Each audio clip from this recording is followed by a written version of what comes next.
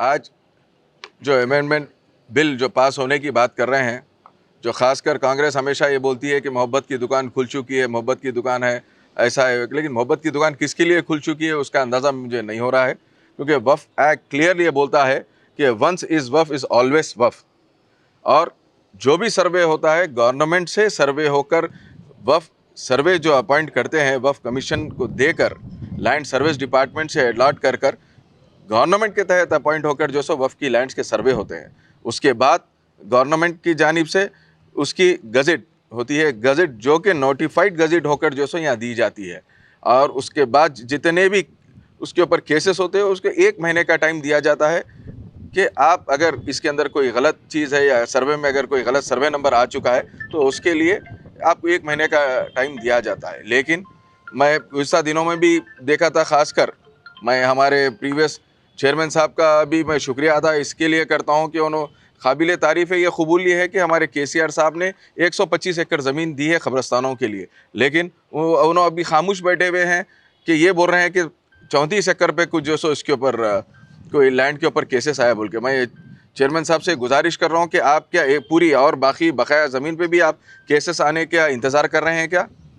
जितने लोगों को, जितने हमारे पास मसला के सब लोगों को, जैसा कि हमारे पास ये भी हम बोल सकते हैं कि ख्वाजा मुस्लिम को भी हमारे पास से कब्रस्तानों के लिए जगह अलॉट की गई है। मैं ये चाह रहा हूँ चेयरमैन साहब आप बाहर निकलिए या नहीं, अपने दफ्तर पे पूरों को बुलाइए, जितने अपने मसलक के लोग हैं सबको बुलाइए, बुलाकर जो सो सबको ज़मीन आप बांट दीजिए, बाकी का काम जो है तंजीम वो लोग ले लेके कर लेते हैं। और आप ये बड़े दावे के साथ ये बोले कि दूसरे दिन प्रेस मीट रख दे के ये बोले ये कोई 2020 मैच नहीं है। चेयरमैन साहब मैं आकर आपको ये दरख्वास्त दिया, ये बोला कि 125 एकड़ दी गई है तेलंगाना गवर्नमेंट में, और ख़ासकर बाजू की बिल्डिंग को 22 करोड़ पे जो सो हमारे पास से सैंक्शन हुए, ऑन रिकॉर्ड में आपको बोला था। आप उसके ऊपर ये बोले कि हाँ भाई 3 महीने का टाइम है, तो आपकी गवर्नमेंट बन के आज 1 साल के करीब है, क्यों नहीं आप वो पैसे लेके आके बाजू की बिल्डिंग को आप लगाना चाह रहे हैं? मुझे ये समझ में नहीं आ रहा। और दूसरे हमारे काबिल दोस्त कईयों ये थे उस ज़माने में दौरे हुकूमत TRS में आके हमेशा बाजू बिल्डिंग को दिखा के बाजू पानी में जो सो पत्थर फेंक के पानी की आवाज़ सुना कर जाते थे। आज वो सबके मुंह बंद है।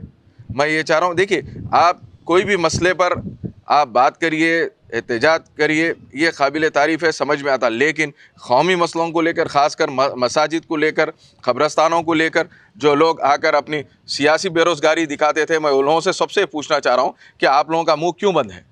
आप लोग बात क्यों नहीं कर रहे हैं? आज मोइनाबाद की मस्जिद शहीद हुई, दौरे हुकूमत TRS में ऐसी कोई लैंड ग्रैबर्स जो सो शामिर पेट की मस्जिद शहीद करने पे वहाँ पर खुद वक्फ बोर्ड की जानिब से जो सो FIR कराए हैं। आप क्यों नहीं निकल रहे हैं? आप क्यों नहीं करा रहे हैं FIR? मैं आपसे ये पूछना चाह रहा हूँ। और रही दूसरी चीज़, मैं जब चेयरमैन था शामिर पेट की मस्जिद को इमीडिएट बग़ैर किसी के बात की उसके वक्फ बोर्ड की जानिब से 5 लाख रुपए हम दे के वहाँ पे बाउंड्री वॉल का काम शुरू कराने की कोशिश की। आप क्या कर रहे हैं? आप कब बाहर निकलते हैं? और मैं आपसे गुजारिश कर रहा हूँ चेयरमैन साहब, आप जल्द से जल्द जितने मसलक को अलॉट की गई है ज़मीन कब्रस्तानों के लिए, वो सब के ज़िम्मेदारों को, बड़े ज़िम्मेदारों को बुलाइए। मैं ख़ासकर जितने भी ज़िम्मेदार हैं मैं उनसे भी गुजारिश कर रहा हूँ, आप लोग वक्फ बोर्ड को जाइए, जाकर हम TRS की गवर्नमेंट में जो जगह दी गई है कब्रस्तानों के लिए, आप लोग जाइए जगह ले लीजिए। और चेयरमैन साहब आप ये भी कह रहे हैं कि मैं दरख्वास्त कर चुका हूँ कलेक्टर साहब को उसकी बाउंड्री के लिए, पैसों के लिए। चेयरमैन साहब मैं आपको ये चीज़ और एक चीज़ आपको आगाह कर दे रहा हूँ, आपको बता दे रहा हूँ कि आपको ये चीज़ के बारे में लाइल्म है, आपको ये चीज़ नहीं मालूम है, या आपके जितने ऑफिसर्स नीचे है या आपका स्टाफ आपको गुमराह कर रहा है। ये जितने भी दिया जाता है ये ग्रांट नेट से इशू किया जाता है। जो कब्रस्तानों के लिए, ख़ासकर हिंदू ग्रेवयार्ड्स के लिए भी जो दिया जाता है, ये एक CM साहब की जानिब से आप दिया जाता है, आप कलेक्टर की जानिब से नहीं। कलेक्टर की जानिब से आपको ये पेश करना है ब्लूप्रिंट के साथ कि कितनी जगह है, उसको कितनी बाउंड्री वॉल को कितने पैसे लग रहे हैं, ये पूरा आपको उसका स्टेटमेंट बनाकर देना पड़ता है। मैं आपसे, आप गैर ज़रूरी के लोगों को ये बोल रहे हैं कि मैं आपकी स्पीच सुना हूँ, आप ये बोल रहे हैं कि मैं कलेक्टर को लिख दिया लेटर। क्या, कौन सा लेटर लिखे आप, कैसा लेटर लिखे? जब कि ये जो पैसे आते हैं ग्रांट नेट से आते हैं, कलेक्टर के पास इशू करने की अथॉरिटी जब होती है, आप जब उनको ब्लूप्रिंट बनाकर एक कॉपी बनाकर दिया जाता है तो होती है इसके अंदर। और अब जितने भी लोग कर्नाटका के लोगों को खासकर गुस्सा हम देखते थे, प्रीवियस इलेक्शन में कर्नाटका के कई मुसलमान दिग्गज लीडर, बड़े से बड़े लीडर आकर यहाँ पे बयानबाजी ये करें कि हमारी रियासत में मुसलमानों के साथ ऐसा है। मैं ये बता रहा हूँ कि बाजू की रियासत कर्नाटका की रियासत है, वहाँ पे कर्नाटका की रियासत में आज भी फजर की अजान जो है सो बैन है। आप लोग क्यों नहीं पूछ रहे हैं ये बात? आप जब कांग्रेस जो सो मोहब्बत की दुकान बोल के लेके चल रहे हैं बाजू के, तो मैं ये चीज़ आपको बताना चाहता हूँ, मैं मुसलमानों भाइयों से रिक्वेस्ट करना चाहता हूँ, हमारी जो गवर्नमेंट थी वाकई सेकुलर गवर्नमेंट थी। हमारी गवर्नमेंट आप देख सकते हैं जो भी चीज़, जो भी फैसले करी, सबके खुशी के फैसले, हर कौम को लेकर चलने वाली जमात का नाम BRS था।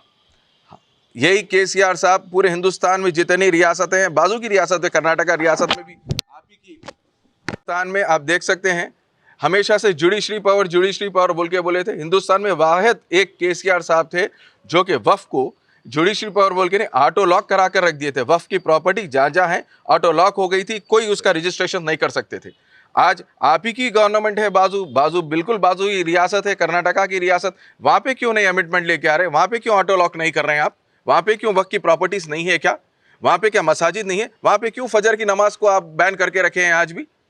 मैं खासकर तेलंगाना के मुसलमान भाइयों से गुजारिश कर रहा हूँ कि आप देख रहे हैं हालात क्या क्या हो रहे हैं, कैसी ये हालत चल रही है, कैसी गवर्नमेंट चल रही है। हम कोई भी चीज़ पे हमारी गवर्नमेंट की हम जो प्रीवियस BRS पार्टी के हमारे कोई लीडर ऐसे नहीं हैं, कोई भी सियासी जो सो मस्जिद मसाजिद या कोई ऐसी चीज़ पे आके जो सो हम बयानबाजी करके आप हमारा सियासी जो सो हम इसका फ़ायदा उठाने का हमारा वो नहीं है। आप दावा करें हैं जुम्मे के दिन, मैं मुश्ताक मलिक साहब का भी बयान सुना हूँ, उन्होंने ये दावा करे हैं कि जुम्मे के दिन बाज़ाब्ता व नमाज का इंतज़ाम होगा। आप बराबर अलल ऐलान करिए दावे के साथ, हम भी BRS के जितने मुसलमान पूरे हमारे तेलंगाना के, भाई कोई भी जमात के हो, हम पूरे आकर जो सो आपके साथ नमाज में वहाँ पे शामिल होंगे इंशाअल्लाह ताला। वह नमाज होंगी तो हम भी बराबर वह नमाज पढ़ेंगे आकर। सारी इज्जतें अल्लाह ही के लिए है और अल्लाह ही मेहरबान निहायत रहम वाला है। हज और उम्रा का फरीजा अदा कीजिए Al Hind global services private limited के स्टार और बजट पैकेजेस के साथ। हरमैन शरीफ के करीब स्टार होटल्स में क़याम, 3 वक्त हैदराबादी जायकेदार खाने, AC बसेस के जरिए मुक़द्दस मुकामात की ज़ियारतें, सऊदी एयरलाइंस की डायरेक्ट फ्लाइट, हुकूमत सऊदी अरब और हुकूमत हिंदुस्तान से मंजूर शुदा। अल हिंद ट्रैवल्स की जानिब से हाजियों के लिए एक बेहतरीन तोहफा। अल हिंद के साथ उम्रा ट्रैवल करने वालों के लिए नेक्स्ट उम्रा ट्रिप पर 1% कैशबैक हासिल कीजिए। मुख्तलिफ ममालिक के वीज़ास और एयर टिकटिंग के लिए एक बार जरूर तशरीफ लाएं। आज ही अपना सफर बुक करें। Al Hind global services private limited, 1st floor, Babu Khan estate, Basheerbagh, Hyderabad. Contact 9949940160 और 04029562931।